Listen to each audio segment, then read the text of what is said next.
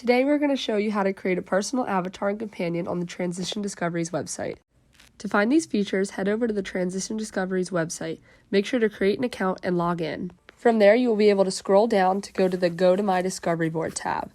You will then be able to edit and create your own avatar. While designing your avatar, you will notice all the different features that help make your avatar personal to you. This includes the face shape, skin tone, hairstyle and color, your nose, and the smile that best fits you. Here's where I choose the hair that I think best fits me and the color from all the different color choices that are given in this feature. You can even choose your iris shape and the color you'd like also. Here you'll notice all the different eyebrows and nose shapes that we have to offer also. You can even dress up your avatar a bit with glasses and sunglasses.